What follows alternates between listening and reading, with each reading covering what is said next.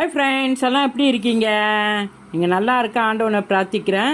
நீங்கள் சேனலை பார்த்து சப்போர்ட் பண்ணி சப்ஸ்கிரைப் பண்ணி லைக் பண்ணி ஷேர் பண்ணுங்கள் ஃப்ரெண்ட்ஸ். இன்றைக்கும் கூட பலவித ஜோக்ஸ் மத்தியில் கணவன் மனைவியோட ஜோக்ஸை பார்ப்போம் ஃப்ரெண்ட்ஸ். வாங்க வீடியோக்குள்ளே போவோம். கணவன் சொன்னாராம் மனைவி கிட்ட, எவ்வளவு தடவை நான் உனக்கு சொல்லியிருக்கேன் சமைக்கும்போது மொபைல் ஃபோனை யூஸ் பண்ணாதுன்னு. இப்போ பாரு, இந்த ரசத்தில் உப்பும் இல்லை புளியும் இல்லை. அதற்கு மனைவி சொன்னாலாம், எத்தனை தடவை நான் உங்களுக்கு சொல்லியிருக்கேன் சாப்பிடும்போது மொபைல் ஃபோனை யூஸ் பண்ண வேண்டாம்னு. ஆனால் நீங்கள் கேட்கல. நீங்கள் ஊற்றி சாப்பிட்றது ரசம் இல்லை, பக்கத்தில் வச்சுருந்த தண்ணின்னு சொன்னாலாம். எப்படி இருக்குங்க ஃப்ரெண்ட்ஸ்?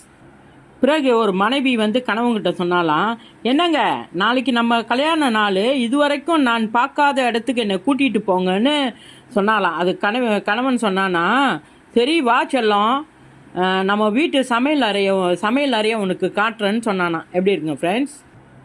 பிறகு மனைவி ஒரு கணவன்கிட்ட சொன்னாலாம், எல்லை தாண்டிய பயங்கரவாதம் அப்படின்னா என்னங்க அப்படின்னு. அதுக்கு கணவன் சொன்னானா, நீ என் மேலே பூரிக்கட்டையை தூக்கி எறியும் போது அது தெருவில் போகிறவங்க மேல் படுதில்ல, அதான் சொன்னானா. எப்படி இருங்க ஃப்ரெண்ட்ஸ்? பிறகு மனைவி கேட்டாலாம், என்னங்க நீங்கள் என்னை நிஜமாகவே லவ் பண்ணுறீங்களான்னு. அது கணவன் சொன்னானா, ஆமாம், அதில் என்ன சந்தேகம்? அதுக்கு மனைவி கேட்டாலாம், என்னை எத்தனை சதவீதம் லவ் பண்ணுறீங்கன்னு சொல்லுங்க அப்படின்னு. அப்போ கணவன் சொன்னானா, 72% அப்படின்னு.